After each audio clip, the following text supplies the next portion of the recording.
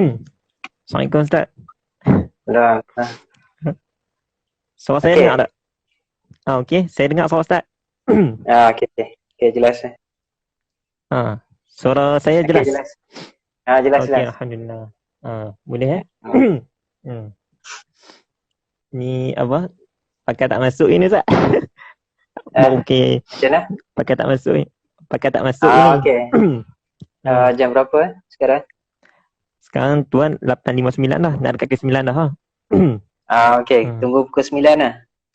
Ke 9 tak apalah atas tak kalau nak start ni. Tak apalah, Ni ke baru 9 ada kita start lah. kita start boleh. Ni pun, jadi kita boleh tengok lah siapa yang akan masuk nanti.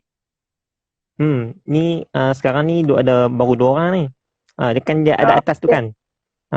Dia ada 2 orang. Okey. Nanti kalau ada yang masuk lagi dia akan ni lah makin meningkat. Siapa-siapa yang masuk. Okey. Tak apalah, nanti kita tunggu dulu lah sebab janji pukul 9. Itulah. Okey lah, jadi pembincangannya pasal apa dah? Tu lah. Remaja tu. Okay. Antum ingatlah soalan-soalan tu. Itulah. InsyaAllah. Tapi itulah Ustaz, Satgi mungkin dalam pukul 9.50 kot. Kita kena berhenti Ustaz. Sebab berhenti. dia berhenti sebab Instagram ni dia sejam saja. Sebab kalau lebih pada sejam dia akan berhenti sendiri. Tu tak boleh, kalau tak boleh nak save lah video ni. Jadi mungkin sebab tadi saya lepas sejam kita berhenti sekejap, lepas tu kita sambung balik masuk semula. Cuma berhenti tu sebab nak begini je lah, sebab kan dia sejam saja kan Instagram. Lepas tu kita start macam biasa semula, mungkin dalam 8.50 macam tu lah, 9.50 kita berhenti, lepas tu kita start balik. Dia akan automatik berhenti ke macam mana? Tak, kita berhenti sendiri. Kita berhenti dulu Ustaz, 8.50 kita hentikan. Tak apa, hantu ingatkanlah nanti okey, baik. Hantu ingatkan anda lah. Okey, baik. Yang penonton tu dengar kan suara saya dengan Ustaz kan? Cuba respon sikit yang penonton tu. Jelas tak suara saya dengan Ustaz? Try komen tak?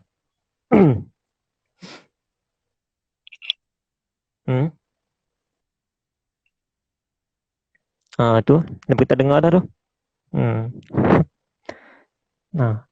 Okey lah dah. Ustaz, buat apa Ustaz malam ni? Ada kerja apa? Tak ada apa, tunggu. Tak ada, tunggu. Tunggu. Kau tak menulis malam ni? Ada juga lah tadi, buat-buat sikit lah kot. Buat-buat lah, maksudnya sampai siap lah insyaAllah. Minta-minta macam tu. Yalah.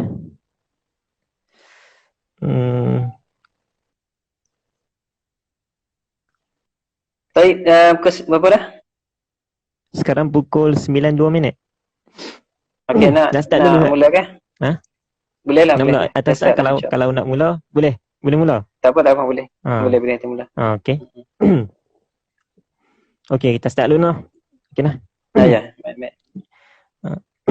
Jadi kita buka majlis kita dengan Ummul Kitab Al-Fatihah. Auzubillahi minasyaitanir rajim. Alhamdulillah rabbil alamin.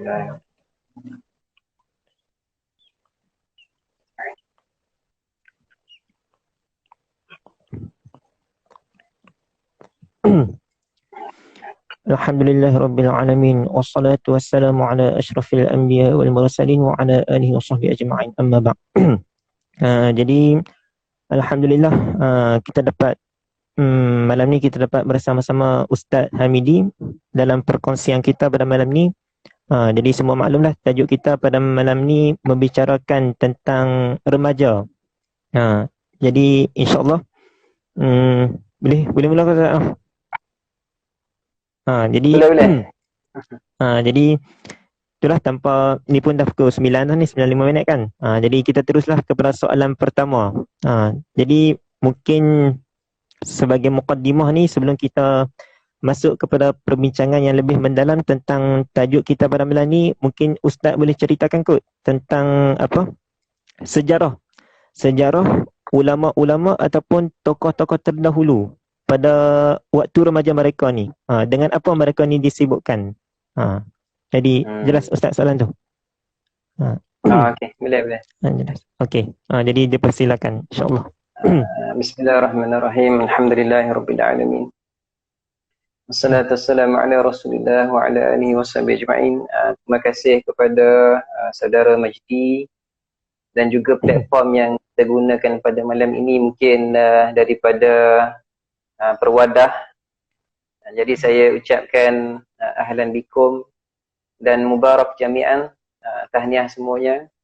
Walaupun dalam keadaan kita ini berada dalam keadaan yang sangat jauh lah, terpisah dari segi fizikalnya, terpisah dari segi keberadaannya, tapi kita masih lagi dihubungkan dengan medium, walaupun ianya bersifat maya lah, bersifatnya mungkin lebih kepada visual dan audio ataupun lebih kepada interaktif, tapi kita masih lagi berada dalam keadaan dapat menghubungkan silaturahim dan bertanya khabar. Dan kita perlu bersyukur di atas nikmat Allah Subhanahu Wa Taala yang Allah Taala berikan itu, sehinggakan kepada hari ini, walaupun kita ini dilanda dan ditimpa oleh musibah yang sangat mengancam dan sangat membahayakan, kita tetap juga bersyukur kepada Allah Subhanahu Wa Taala di atas limpahan kurnianya, berikan kepada kita kesihatan. Dan seandainya ada di antara kita ini ataupun sahabat kita ini ataupun saudara mara kita ataupun kenalan kita yang terkena penyakit yang berbahaya ini dan mereka sembuh, itu juga satu nikmat, nikmatan ala nikmatan, nikmat di atas nikmat yang Allah Subhanahu Wa Taala berikan kepada kita. Dan kembali kepada persoalan yang diajukan oleh saudara Majdi, saya cuba untuk melihat apa yang disebutkan tentang remaja dan apa kaitannya yang kita ingin bincangkan, iaitu bagaimanakah tokoh-tokoh ataupun ilmuwan-ilmuwan, ataupun bagi saya lah paling dekatnya kalau kita nak bercakap tentang orang-orang yang terdahulu daripada kita dan kita ini memakai kedudukan mereka itu sama level dengan mereka, adalah para salihin lah. Maksudnya nak pergi kepada alim ulama tu, mungkinlah alim ulama tu semuanya tidak ada masalah untuk menganggap diri kita ini mungkin akan menjadi seorang alim ulama, tak menjadi masalah. Tetapi yang lebih praktikal dan lebih kita sebutkan sebagai yang lebih relevan, yang lebih mungkin kita boleh tangkap dan kita pakai kepada diri kita sekarang ini adalah sebagai menjadi remaja yang salihin, remaja yang salihin. Cuma sebelum daripada itu, Ana cuba buat survey lah sikit masalah tentang apa kita panggil julat umur remaja. Jadi apabila antum sebutkan remaja tu, Ana cuba survey dan dapat maklumat bahawasanya perkiraan julat umur remaja tu daripada belasan tahun lah. Kalau WHO Health Agency ni, dia akan letakkan julat umur remaja tu daripada belasan, tak silap Ana adalah daripada 14, ada 15 hingga 21 ataupun 18, 14 hingga 18, 13 sampai 21, 22 dan sebagainya lah. Dan itu pun tidak maksudnya tidak statik, maksudnya ada sentiasa berlaku perubahan pada julat waktu tu, julat masa untuk identifikasikan kepada remaja. Dan kalau kita bandingkan di negara contohnya Nigeria contohnya, ataupun negara-negara sebelah Afrika, mereka meletakkan julat remaja itu berlainan. Maksudnya ada perbezaan lah di antara mungkin faktor bi'ah, environment, mungkin faktor genetik, itu yang membezakan di antara faktor-faktor yang meletakkan julat umur remaja itu berbeza. Cuma kalau kita lihat dalam konteks Islam, apabila bercakap tentang remaja, mereka Islam ni dia akan letak remaja, kalau segi definisi mengikut lugah bahasa Arab, mereka akan letak bahawasanya remaja ini sebagai murhaqah, iaitu belasan tahun. Contohnya selepas pada umur tufulah, kanak-kanak, dan masuk balik itu sudah masuk remaja. Dan remaja itu diklasifikasikan oleh ilmuwan Islam ataupun dalam istilah Islamnya adalah lebih rendah sedikit daripada syabab. Jadi kalau kita lihat definisi daripada Islam, perspektif Islam, kita akan lihat bahawasanya syabab itu, waktu syabab itu kalau kita lihat di antara julatnya adalah sangat luas. Maksudnya daripada remaja, kan, dan daripada remaja, daripada belasan tahun itu, mungkin kita letakkan 15 lah, waktu tufulah, daripada usianya 7 tahun, 8 tahun, 9 tahun. Selepas itu masuk kepada baligh, daripada baligh itu masuk kepada syabab. Jadi baligh masuk kepada syabab sebelum 15-16 tahun, maksudnya dalam Islam remaja itu dilihat sedikit saja, maksudnya 2, 3, 4 tahun saja. Tapi kalau umurnya syabab bermula 15 hinggalah kepada 40, kepada 40. Jadi dalam Islam kita lihat spektrum perbezaan julat masa untuk manusia itu berbeza. Kan, daripada toddler, daripada anak kecil, kepada kanak-kanak, kemudian kepada murhaqah, remaja. Kemudian diletakkan pula adalah umur syabab, itu umur kita sebut belia. Kan, daripada umurnya 15 ila 40 kepada 40. Min ihda wa arba'in, daripada 41 hingga 50 umurnya dinamakan kahulah, itu dewasa. 51 hingga 60 dinamakan sebagai syuyukhah, orang-orang yang dah tua. Sebab kalau kita bersandarkan kepada hadis Nabi SAW, contohnya Nabi menyebutkan akmalus syabab arba'in. Umur 40 tu adalah sempurna kepada pemuda. Jadi bermula daripada 15 tahun hingga kepada 40, itu menandakan umur syabab bagi perspektif Islam lah. Yang ni anda bawa ni sebab kita nak lihat daripada perspektif Islam. Satunya kerana kita orang Islam. Yang keduanya kita nak bicarakan sesuatu yang boleh memberikan kepada kita impak dan juga apa kita panggil, perkara yang baik, maksudnya kesan yang baik, kan, sebagai orang Islam. Jadi dalam Islam apabila dibincangkan tentang umur remaja tadi, dilihat murhaqah tu sedikit je. Dia mungkin garisan di antara tufulah, kanak-kanak, dan juga syabab. Itu yang nak tekankan sekarang lah. Yang keduanya pula adalah apabila kita bincangkan tentang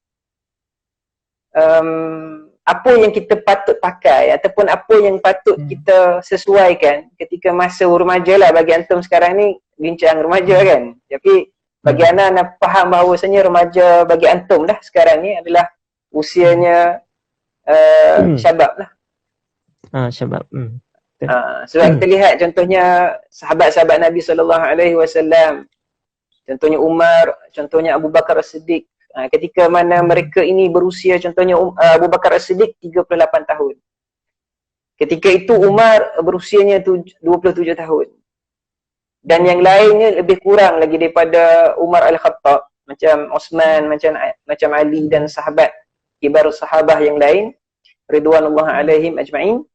mereka ni dalam lingkungan disebutkan sebagai syabab. Syabab maksudnya mereka ni adalah belia-belia, pemuda-pemuda Islam.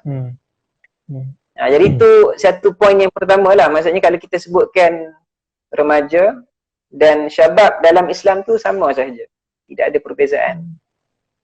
Cuma apabila kita nak cakap apa yang nak memakai, apa yang kita pakai sekarang ini, apa yang kita perlu lakukan lah sebagai usia remaja yang tadi saudara Majidi tanya kan, tentang bagaimanakah tokoh-tokoh ilmuwan. Yalah, kita akan bincang juga, cuma yang kita sekarang ini untuk menjadi siapa contohnya kan, salihin lah, kita letaklah paling dekat pun salihin, dan kita letakkan spesifiknya, takhsisnya adalah syababun salihin ataupun remaja yang saleh ataupun pemuda yang saleh. Jadi kita kena bincangkan bagaimana ianya dilihat daripada perspektif agama. Yang tadi anda dah sebut tentang bagaimana daripada kalangan sahabat Nabi SAW itu ditekankan kepada usia-usia syabab tadi. Contohnya Abu Bakar As-Siddiq, Umar Al-Khattab dan sebagainya, itu Nabi approach mereka ini dalam usia mereka itu dalam keadaan masih lagi syabab, masih lagi darah mereka itu panas. Kan? Dan dalam hadis Nabi SAW, Nabi pun menyebut tentang bagaimana pemuda ini kalau tidak pincang akalnya itu adalah pemuda yang sangat baik, sangat cemerlang. Nabi SAW menyebutkan ajaba rabbuka min syabbatillah sabwatallah. Maksudnya Allah Ta'ala memberikan satu ta'zim, penghormatan, memberikan satu nikmat kepada pemuda-pemuda yang tidak pincang akalnya. Dan hadis ni Imam Al-Ghazali bawa dalam kitab beliau Ihya Ulumuddin. Dan apabila Imam Ghazali sebutkan tentang perbicaraan tentang hadis-hadis yang sebegini, Imam Al-Ghazali juga menanda araskan kepada kita lah sebagai pembaca ni bahawasanya bagaimanakah usia pemuda itu adalah usia yang paling lama. Cuba antum kira lah, sama-sama kita kira. Kan, daripada usia tufulah, daripada lahir kita sampailah kita usia 7-8 tahun. Okey, daripada 7-8 tahun mungkin ada yang sudah balik usianya, sampailah usia 15 tahun. Itu sebelum 15 tahun tu masanya adalah umur murhaqah, remaja bagi Islam. Bagi definisi Islamnya begitu.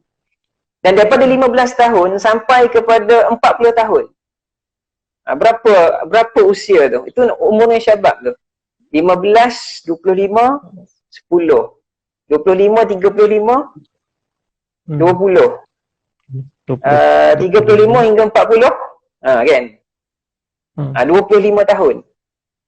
Kemudian selepas daripada umur 41 hingga 50 disebutkan sebagai kahulah, iaitu yang dewasa. Ada hadisnya.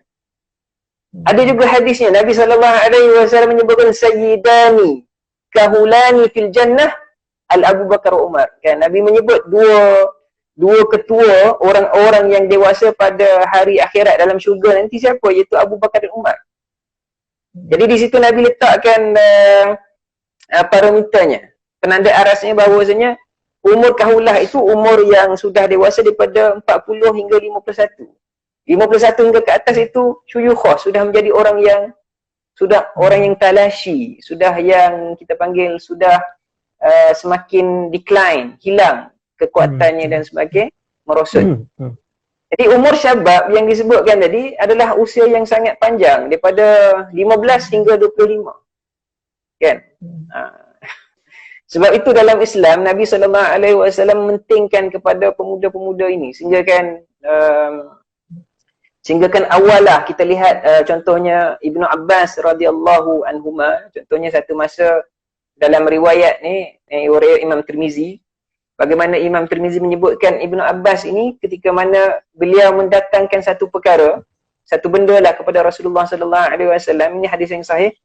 Dan Nabi SAW sebut kepadanya Ibnu Abbas radhiyallahu anhuma, ya gulam, kan gitu. Maksudnya ini hadis yang masyhur, antum pun tahu hadis ni. Bagaimana Rasulullah menyebutkan ya gulam, wahai anak lelaki, wahai budak lelaki, begitu dalam usianya murhaqah. Dan Nabi menyebut ihfazillah, jagalah Allah, yahfazka. ihfazillah tajidhu tujahak.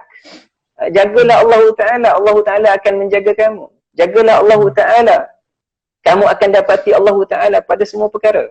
Dan Nabi mengajarkan kepada Ibnu Abbas radhiyallahu anhuma ini nasihat. Contohnya apa yang disampaikan oleh Nabi dalam hadis itu juga, bahawasanya ketahuilah bahawasanya umat ni lau ijtama'at ala an yanfa'uka bi syai'in lam yanfa'uka illa bi syai'in illa an kataballahu lak. Kan Nabi sebut begitu. Manusia ni kalau mereka berhimpun untuk berikan manfaat kepada kamu dengan sesuatu, lam yanfa'uk, tidak akan berikan manfaat kepada kamu dengan sesuatu melainkan dengan apa yang Allah Ta'ala telah tetapkan ke atas kamu. Begitu juga sebaliknya. Kalau memberikan mudarat, lawistama'u, kalau mereka berhimpun untuk berikan mudarat kepada kamu, juga sama. Tidak akan diberikan mudarat itu kepada kamu melainkan dengan apa yang Allah Ta'ala kataballahu alaik, melainkan apa yang Allah Ta'ala telah tetapkan kepada kamu. Jadi di situ kita lihat Nabi SAW mendatangkan approach yang sangat hebat di hadapan remaja ataupun pemuda-pemuda ini. Jadi kalau kita nak melihat bagaimanakah apa yang dilakukan oleh pemuda-pemuda ataupun remaja-remaja Islam ni, adalah mereka melakukan apa yang dituntuti oleh Islam itu sendiri. Dalam Al-Quran pun banyak. Innahum fityatun amanu bi rabbihim wa zidnahum huda. Kan Allah Ta'ala sebutkan kepada apa? Ashabul Kahfi itu. Sebutkan kepada kepadanya gulam khadam kepada Nabi Musa dalam kisahnya apa? Bertemu dia dengan Khidir di Majma'al Bahrain. Lautan yang bertemu itu, dua lautan yang bertemu itu, menyebutkan pemuda-pemuda ini khadimun lidinihi, mereka ni adalah orang yang berkhidmat kepada agamanya. Sebab itu kalau ini syair yang selalu lah Ana suka biasalah sebut apa dia syair yang selalu Ana sebut, yang sentiasa Ana ingat lah, sebab ini yang disebut oleh guru-guru kami lah bila dia jumpa dengan dia orang, dia sebut ya lah kan, Iza balagal fata 20 aman wa ajazahul fikhara fala fikhar. Kan apabila usia remaja itu ataupun pemuda itu sampai 20-an, dan ketika mana dalam 20-an itu dia tidak mencipta apa-apa pun kebaikan untuk dirinya, maka dia tidak akan mendapat apa-apa kebaikan pun selepas pada itu. Maksudnya kalau dia masuk umur 30-an, 40-an, kalau dia tidak membina lagi saksiahnya pada usia 20-an tu, dia tidak menjadi khadimun li dinihi, khadimun li ilmihi, khadimun li adabihi wa akhlaqihi, kepada agamanya, kepada adabnya, kepada ilmunya, maka dia tidak akan memperolehi apa-apa pun. Dan realitinya begitu, berlakunya begitu. Maksudnya kalau kita nak membina balik apa yang kita tinggalkan pada usia 20-an ni, pada usia remaja, pada usia belia, kita tidak akan boleh mencapainya pada usia kita hadir 30-an, 40-an. Jadi kalau tanyakan kepada anak tadilah, bagaimana mereka ni orang-orang salihin, begitulah caranya mereka ini lakukan adalah istighal. Mereka ini berusaha bersibuk-sibuk dengan ilmu, dengan ibadah, kan. Susah sebenarnya pada usia remaja ni ataupun usia belia ni nak stabilkan ibadah tu. Sebab penghayatan kepada sesuatu tu, contohnya baca Al-Quran kan. Kenapa susah sangat bagi pemuda ni nak baca Al-Quran ataupun remaja nak baca Al-Quran? Sebab mereka merasakan penghayatan tidak ada. Maksudnya apa mereka nak apply, apa yang kesan dia. Tapi kalau dah meningkat tua, macam anak ni tua kan. Jadi kita rasa tak boleh tinggal baca Al-Quran ataupun nak ibadat. Sebab apa? Sebab ingat mati tadi. Rasa dah nak mati dah kan. Tapi pemuda dia tak rasa lah kot. Sebab dia tengok kain kapan ke apa, dia tak rasa macam tu. Kan? Tapi kami tengok tu kami rasa macam anak lah kot. Memang dah takut lah sangat kan. Itulah. Jadi itu poinnya kalau kita bercakap tentang bagaimana menjadi orang yang saleh. Tapi kalau nak bercakap menjadi orang ulama, boleh juga. Kan? Jadi sepanjang PKP lah, daripada PKP yang lepas tu, Ana pun dah habis kan baca kitab ni, Tuhfatul Ahwazi. Ni syarah kitab, syarah Jami' Tirmizi, tapi bukan semualah. Ni jilid yang ke-6 ni, Babul Fitan. Babul Fitan ni, dan hadisnya pun dah sampai yang akhir lah nak baca begitu. Cuma kalau kita nak bawakan lah, jadi Imam Tirmizi ni adalah ulama' yang kita sebutkan ulama' hadis yang mungkin terkenal sebagai salah seorang murid yang paling akrab lah dengan Imam Al-Bukhari rahimahullahu ta'ala wa iyyah wa nafa'ana bi ulumihi wa juhudihi fi darain. Jadi Imam Tirmizi ni kalau kita sebutkan daripada usia mudanya memang minat kepada ilmu, dan beliau berusaha untuk mendapatkan ilmu yang sebaik-baiknya. Dan bagaimanakah pengiktirafan yang besar diberikan kepada Imam Al-Bukhari, gurunya sendiri, kepada Imam Tirmizi. Dan kalau nak tanya, kalau kita nak lihat bagaimanakah saksiahnya Imam Tirmizi dalam menuntut ilmu, sangat luar biasa. Beliau sangat mementingkan kepada ingatan, kekuatan ingatan. Sehingga kan diceritakan oleh ulama' bagaimana manakibnya Imam Tirmizi ni. Beliau satu hari menuntut ilmu, belajar hadis. Ini bukan kisah beliau dengan Imam Al-Bukhari, dengan guru lain. Jadi beliau tidak membawa kertas. Kan? Tidak membawa kertas yang ditulis oleh, maksudnya apa yang dicatat tu beliau tak bawa. Jadi apabila bertemu dengan guru ni apabila dalam majlis tu, guru tu pun baca hadis lah. Baca hadis. Dan Imam Tirmizi, dia buat macam berpura-pura menulis lah. Kan, berpura-pura menulis. Jadi apabila guru ni sedar bahawasanya Imam Tirmizi tak bawa kertas tu, dia tanya, apakah kau malu untuk menulis apa yang aku nyatakan ni? Kan? Jadi Imam Tirmizi jadi macam jadi terkejut lah. Dia macam, guru tu macam menyebut sesuatu yang mengaibkan lah kepada, bukan mengaibkan kepada Imam Tirmizi, mengaibkan kepada, maksudnya kurang sangat ke ilmu saya ni sampai kamu pun tak tulis, kan, begitulah kan. Maksudnya tak hebat sangat ke, macam tu lah. Jadi Imam Tirmizi jadi macam sebuah salah. Imam Tirmizi pun sebut kepada gurunya tu, dia kata, maaf tuan, dia kata, bukan saya tak hormat pada tuan dan tidak menilai ketinggian ilmu tuan. Dia kata, apa yang tuan sebut tu semua saya dah ingat. Dia kata gitu. Jadi apabila dah begitu, jadi gurunya tadi sangat kagum dan ikhtibar. Gurunya tu pun cuba, sebutlah apa yang saya dah bacakan tadi. Maka Imam Tirmizi baca daripada awal sehingga akhir.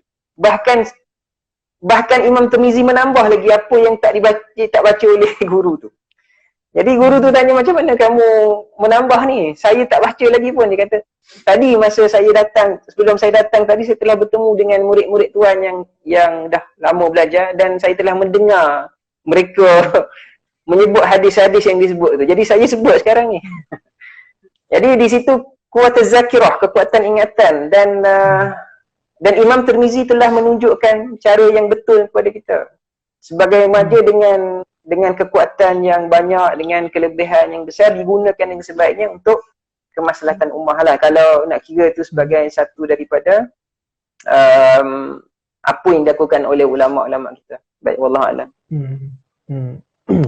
Okey. Jadi itulah secara ringkas berkenaan dengan soalan tadi. Jadi itulah Ustaz pun dah bagi definisi berkenaan remaja tu. Ada yang kata masyhurnya 15 hingga ke 40 kan Ustaz, kan? Mengikut perspektif Islam kan? 15 ke 40. Tapi itulah ikhlas adakah kita ni di usia kita ni, iaitu 20-an ni, inilah khusus kepada kami kan, remaja ni, 20-an ni, kita ni telah menjadi khadim lidini Islam ni. Telah berkhidmat kepada agama kita ni. Jadi itulah yang sepatutnya kita renung-renungkan. Memanglah kalau tengok balik macam Ustaz bagi tahu tadi, remaja ni umurnya 15 ke 40. Tapi di awal itu akan menentukan kita siapa kita pada masa akan datang. Jadi itulah, tanpa melengahkan masa, kita ke soalan seterusnya. Boleh Ustaz? Boleh. InsyaAllah. Okey.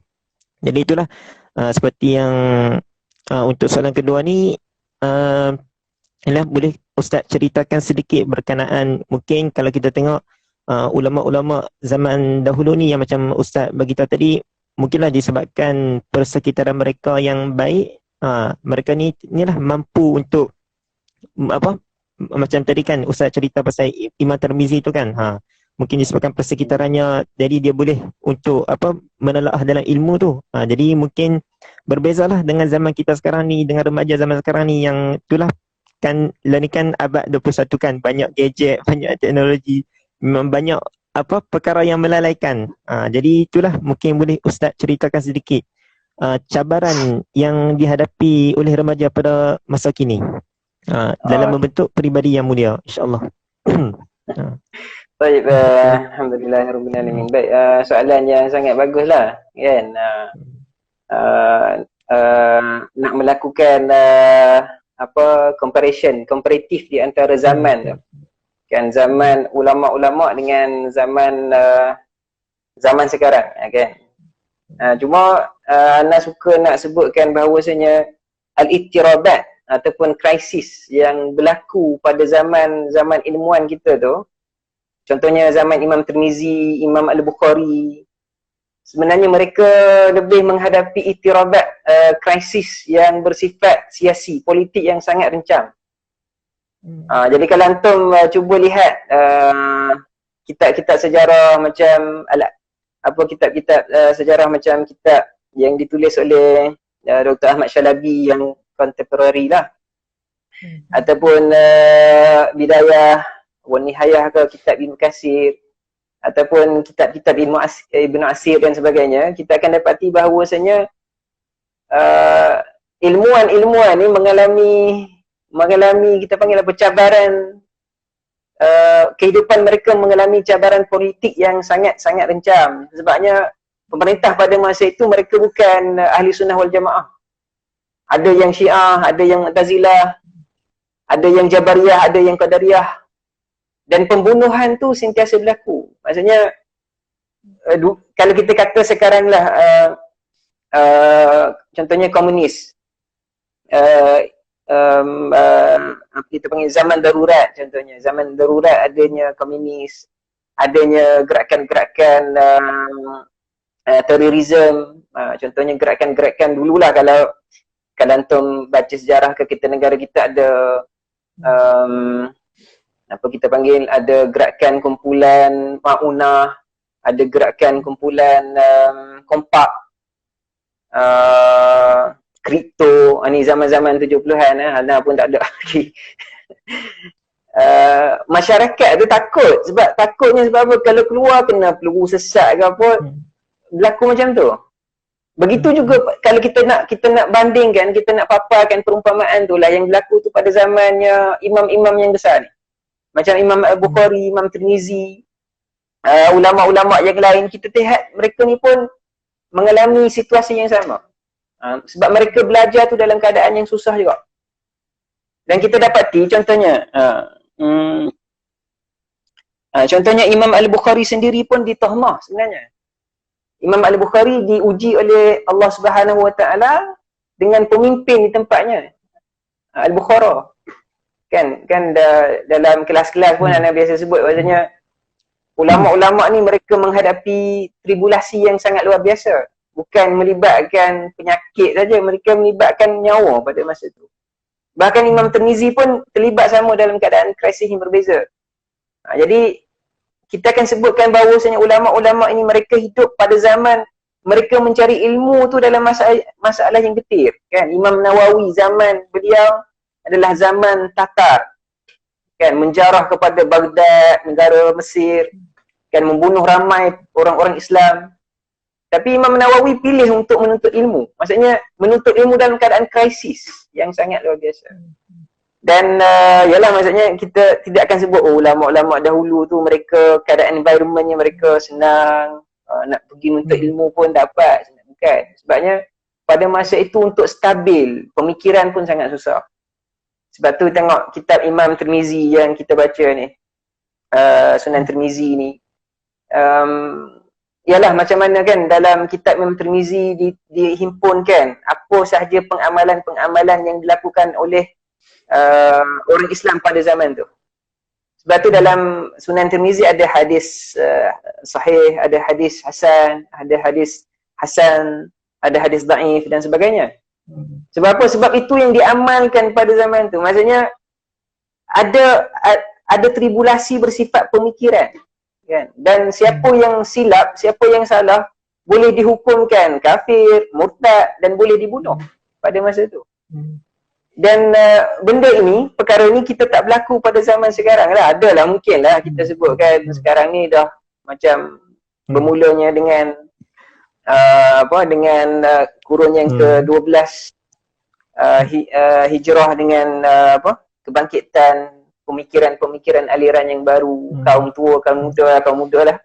Jadi kita akan rasa satu bahang yang lain, tapi sebenarnya bahang tu tak sama dengan apa yang berlaku pada zaman sahabat tu, zaman tabi'in, zaman Imam Al-Bukhari. Imam Al-Bukhari tu diuji oleh Allah Ta'ala dengan af'alul ibad.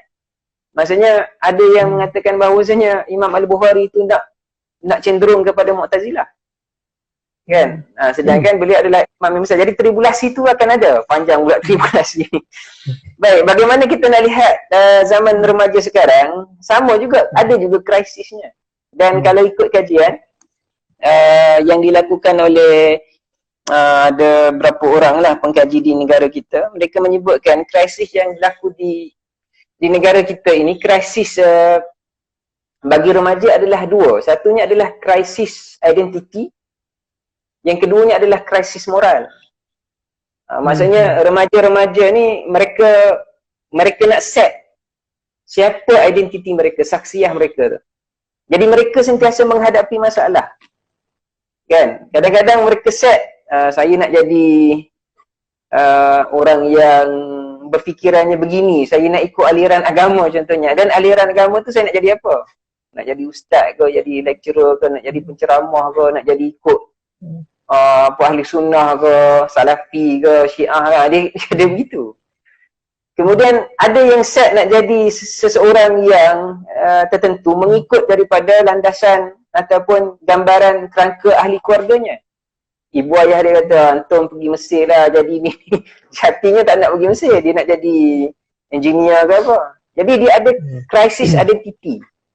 Jadi pengkaji yang buat kajian ni dia kata, remaja yang menghadapi ataupun yang dicatatkan menghadapi masalah adalah mereka yang ada krisis identiti, nak tetapkan identiti.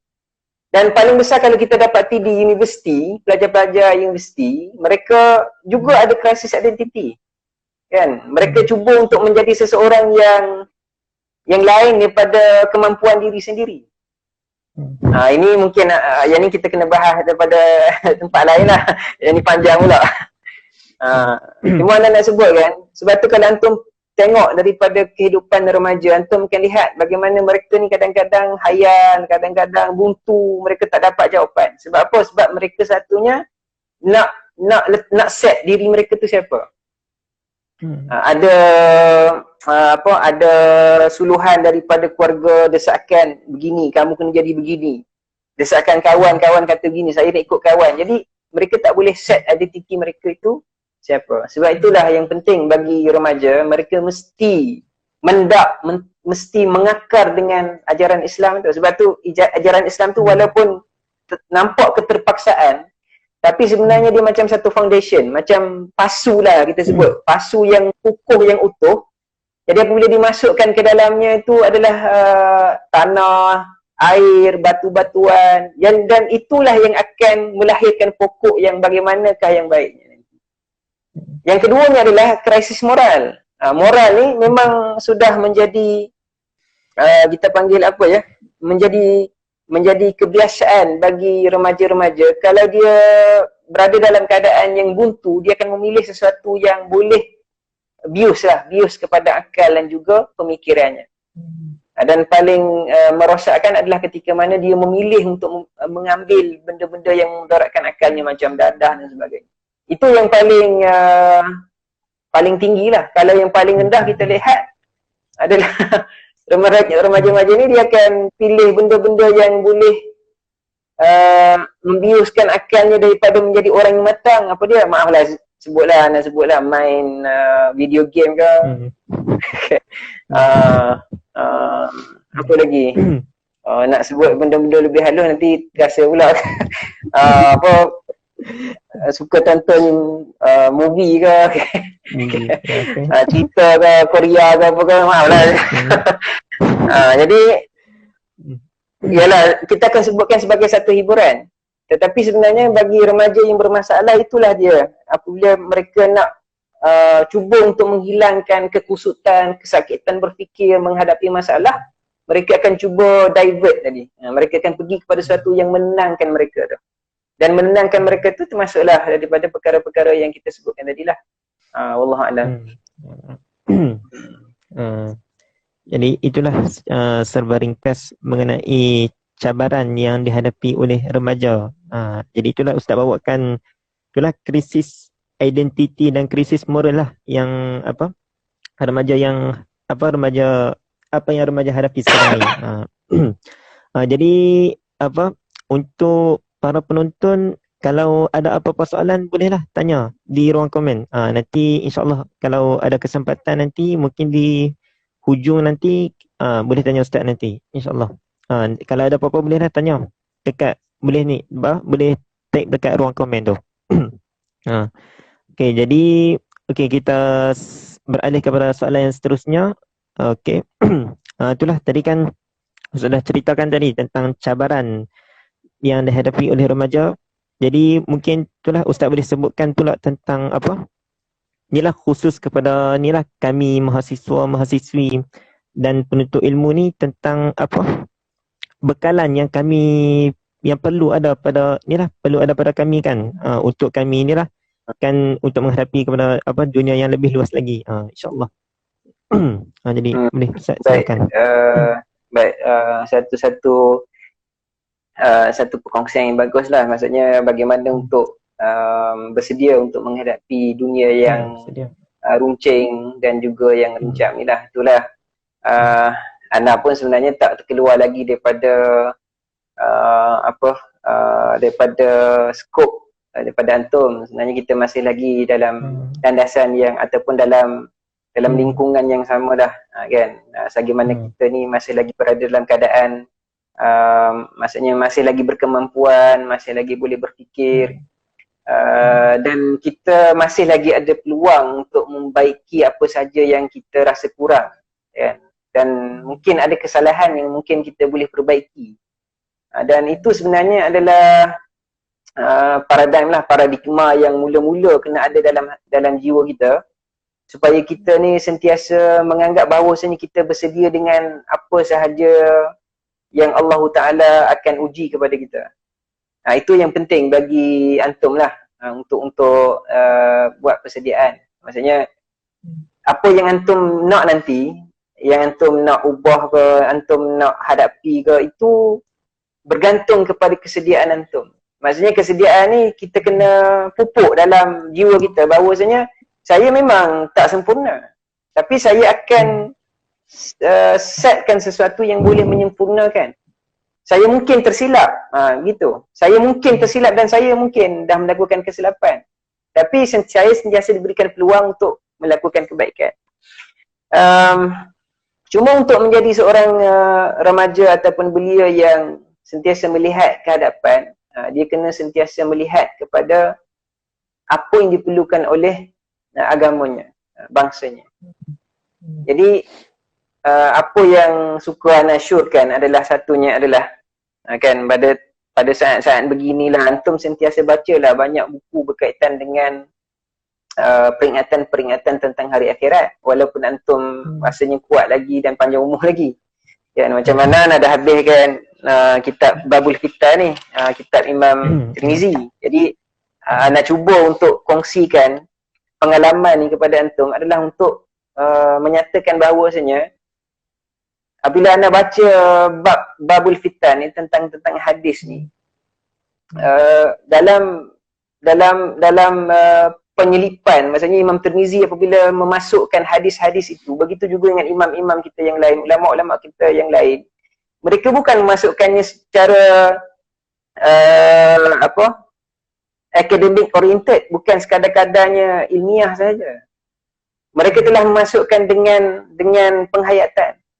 Maksudnya apabila mereka masukkan tu, mereka juga rasakan saya juga akan menghadapi saat-saat ini sebagaimana disebutkan oleh Rasulullah sallallahu alaihi wasallam. Dan pada 2 hari yang lepas tu ana sampai pada satu hadis yang disebutkan oleh Ummul Malik Al-Bahziyah. Ini sahabat Nabi sallallahu alaihi wasallam. Apabila Nabi sallallahu alaihi wasallam menyebutkan al-fitnatu taqarruban. Fitnah tu dah dekat dah, kan? Maksudnya apa maksud fitnah tu? Maksudnya kiamat, maksudnya asyaratus saah, kan? Hampir dekat dah. Dekat-dekat dah Nabi sallallahu alaihi wasallam menyebutkan. Maka sahabat ini tanya kepada Rasulullah sallallahu alaihi wasallam, ayyuminna khair, yang baik daripada kita bagaimana ya Rasulullah? Siapa yang baik ni kalau menghadapi sa'ah ni, kan? Zaman-zaman fitnah ni, siapa yang paling baik ya Rasulullah? Maka Nabi sallallahu alaihi wasallam sebutkan dengan 2 hal yang sangat ringkas tapi jawami'ul kalim, kan? Nabi ni bersifatnya, sifat Nabi tu bila sebut sesuatu tapi maknanya cukup mendalam. Nabi sebut apa dia? Ar-rajulu fi masyiyatihi. Itu seorang lelaki yang ada ternakannya. Yu'addi haqqaha wa ya'budu rabbahu. Pemuda ataupun seorang lelaki, seorang wanita yang ada ternakan. Nabi sebut ternakan tu pekerjaan lah. Agak nak huraikan. Yang mana dia ni, yu'addi haqqaha. Dia akan menunaikan haknya. Haknya ternakan tu. Maksudnya dia akan keluarkan zakat, dia akan beri makan, dia akan jaga peliharaannya dengan baik, dia akan jaga kesihatan, semuanya sekali sebagai seorang penternak.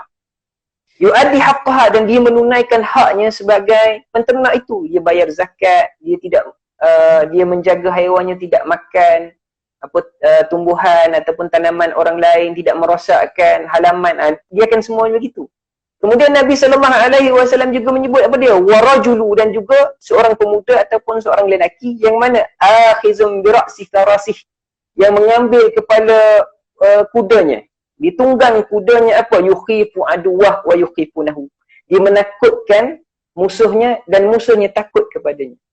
Jadi di situ apabila Imam Tirmizi syarahkan hadis ni, rupa-rupanya di zaman akhir zaman tu, fitnah tu datang menginginkan kepada orang Islam, pemuda-pemuda ni bukan duduk sudahlah dah kiamat, bukan gitu. Kan? Apa yang diinginkan adalah yu'aqi haqqaha, tunaikan haknya tu.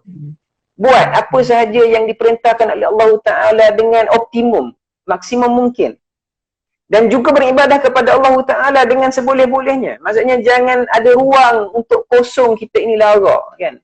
Sebab tu kita kembali kepada soalan yang lepas tu, apakah krisis saksiah, identiti, krisis moral tu dia akan sentiasa menghancurkan? Ya, akan menghancurkan seandainya kita tidak mengisi ruang yang sepatutnya kita diberikan oleh Allah Ta'ala tadi. Dengan umur yang panjang, dan 25 tahun nak dikira dengan usia yang lain tu sangat panjang. Ya. Kemudian sentiasa menghayati kepada penghidupan, kepada agama, siapa yang akan kita laburkan usaha kita nanti sebagai seorang ahli ilmu, sebagai orang yang beribadah, orang yang saleh lah. Jangan letak lagi ahli ilmu, letak sebagai orang yang saleh. Kalau kita pupuk diri kita sebagai orang yang saleh, beribadah kepada Allah Ta'ala, bagaimana dia boleh memberi kesan kepada orang lain tadi, menjadikan dunia itu harmoni dan sebagainya, adalah daripada sudutnya adalah orang yang saleh. Baik. Maka disitulah Imam Tirmizi menyebutkan bahawasanya ada hamba-hamba ini yang yu'addi haqqaha, dia akan teruskan berusaha dengan apa yang ada dalam kekuatannya, wa ya'budu rabbahu, dan Nabi sallallahu alaihi wasallam menyebutkan di situlah dia kena beribadah kepada Allah Ta'ala. Dan satu lagi adalah golongan yang mengambil kuda-kudanya pergi berperang, menakutkan musuh dan musuh takut kepadanya. Bukan bermaksud pergi berperang sekadar-kadar berperang mengambil senjata begitu, tapi bagaimana menunjukkan kekuatan yang ada pada orang Islam ini. Dan kita lihat apabila orang Islam ini, pemudanya, remajanya itu melaburkan usia mereka dalam kebaikan yang banyak, dengan ilmu yang baik, maka mereka akan ditakuti oleh musuh-musuhnya. Jadi kalau antum tanya, apakah bagi kami? Antum sudah berada pada tempat itu, kan? Maksudnya antum adalah mahasiswa, mahasiswi. Jadi kalau antum tanya pada anak, antum pun bukan mahasiswa, bukan mahasiswi, tapi antum ni penoreh getah kalau duduk di kampung pun, anak akan katakan antum sudah berada pada tempat itu.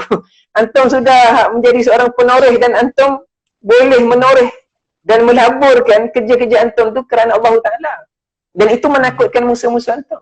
Jadi, tapi kalau antum pula duduk pada tempat mahasiswa, mahasiswi, maka gunakan tempat itu dan hayati tempat itu dengan sebaik-baiknya. Maksudnya, ini adalah peluang saya untuk menjadikan diri saya yang terbaik dalam menuntut ilmu, orang yang beribadah kepada Allah, menghampiri para ilmuwan, para alim ulama. Saya sudah ada akses tu. Cuma saya tidak menggunakannya. Jadi kalau kita masih lagi berkepil, duduk dalam lingkungan bayangan kita ni, takut nak menuntut ilmu, takut bertanya, takut dikatakan kita tak pandai, tak cerdik, takut semua sekali. Jadi kedudukan kita sebagai mahasiswa, mahasiswi tu memang sangat disisirkan lah. Jadi ana sebutkan hadis tadi tu, mungkin antum boleh rujuklah dalam babul fitan nanti. Iaitu ana syorkan tu sebagai sebahagian lah antum sampai bulan 6 nanti kan duk. Jadi tak ada buat apa, bacalah buku. InsyaAllah ta'ala, wallahu a'lam. InsyaAllah. Okey. Jadi itulah serba sedikit berkenaan soalan tadi, berkenaan apa? Bekalan yang perlu ada pada seorang remaja, khususnya kami lah mahasiswa-mahasiswi kan. Jadi itulah tempat, macam saya bagi tahu tadi, ikutlah kita ada di mana pun kan. Kalau seorang penerus getah pun, dia lah perlu berbuat baik. Jadi ahli ibadah dulu, perlu berbuat kebaikan, seperti yang telah disyariatkan. Jadi itulah Ustaz. Sekarang ni pun dah 9.50 dah Ustaz. Mungkin kita kena berhenti dulu. Kita berhenti dulu sekejap. Nanti sambung balik. Dalam berapa minit? Yalah, kalau lepas saya habis tutup ni, kau boleh buka balik lah. Okey. Nanti saya tengok ada. Okey, baik. Jadi kepada para penonton ni jangan lagi boleh sambung balik lah. Kepada 15 orang ni stay. Okey. Kita berhenti saat dulu lah. Lagi kita sambung balik. Okey, insya-Allah.